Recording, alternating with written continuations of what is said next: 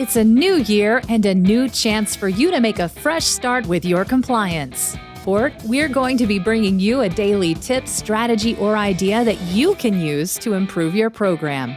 Here's your host, Tom Fox, the Compliance Evangelist. Day 22, Internal Reporting and Triaging of Claims. The call, the email, the tip comes into your office. An employee reports suspicious activity somewhere across the globe. That activity might well run into an FCPA issue for a company. As the CCO, it will be up to you to begin the process, which will determine in many instances how the company will respond going forward. This scenario was driven home in the WPP FCPA enforcement action in 2021. Here, a whistleblower reported internally on allegations of bribery and corruption in the company's India subsidiary.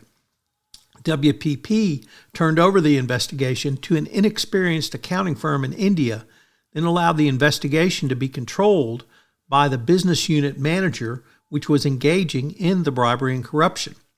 The result, unsurprisingly, was no adverse findings.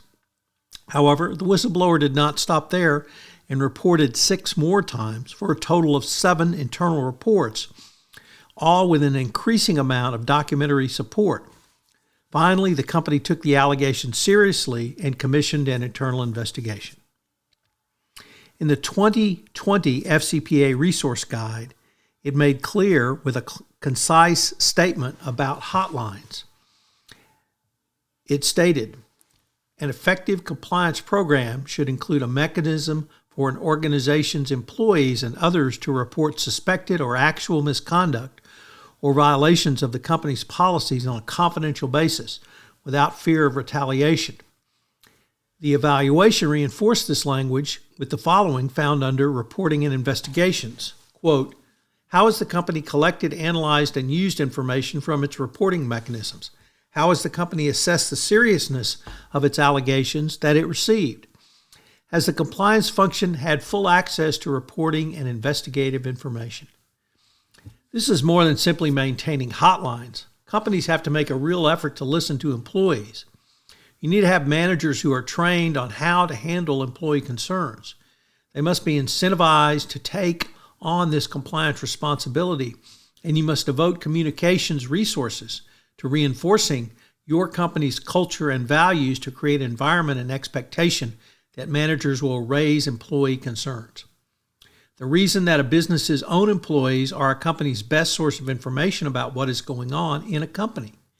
It is certainly a best practice for a company to listen to its own employees, particularly to help improve its processes and procedures.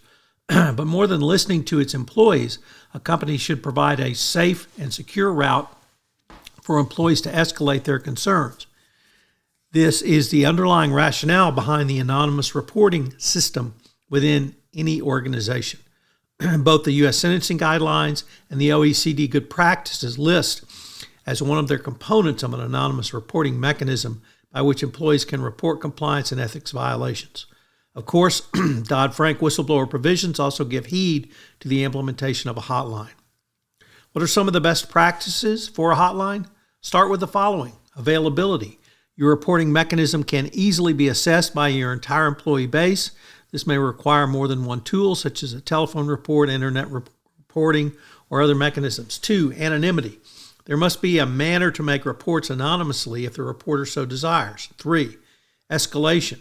You must have a protocol or mechanism to take up any reports up the chain if they warrant being heightened within your organization. 4, follow-up. There must be a sufficient follow-up protocol to make sure any reported events receive the warranted action. There should be a way to keep the incident reporter informed as to the progress of the matter within the organization protocol. And 5, oversight. There should be multiple levels of review within your organization on which reports come in to your organization. This includes senior compliance department staff, senior company management, up to the board of directors. Next, triaging of claims. Given the number of ways that information about violations or potential violations can be communicated to government regulators, having a robust triage system is an important way your company can determine what resources to bring to bear on a compliance problem. Jonathan Marks has articulated a 5-stage process which allows for not only an early assessment of any allegations, but also a manner to think through your investigative report, or approach rather. Marks cautions you must have an experienced investigator or other seasoned professional making these determinations, if not a more well-rounded group or committee. Next, consider what types of evidence to review going forward. Finally, before selecting a triage solution, understand what tools are available, including both forensic and human, to complete the investigative process. Mark's 5-stage process for early assessments includes Stage 1. This consists of allegations that have a low threat level and do not suggest a breakdown of internal controls. Tips that grouped into this stage do not have a financial or reputational impact. Stage 2. These allegations are more serious in nature and often include some deficiency in the design of internal controls. Examples include business rule violations. Stage 3. These allegations are serious in nature and generally involve an override of internal controls and thus are at a minimum of a serious deficiency. But they only have a minimal impact on the financial statements or your company's reputation. More serious allegations in this category include fraud, embezzlement, and bribery involving low-level and mid-level employees. Stage 4. These are serious allegations that could have an impact on the completeness and accuracy of your audited financial statements and that could indicate a material weakness in internal controls. They do not, however, appear to involve any member of the senior management team. Stage 5. These are serious allegations that involve one or more members of the senior management team and are serious enough to damage a company's reputation. The receipt of allegations in this stage usually places a company in management crisis and could easily result in a audited, or restatement rather, of an audited financial statement. We're going to have a quick word from our sponsor, and then we'll be right back with today's 3 key takeaways.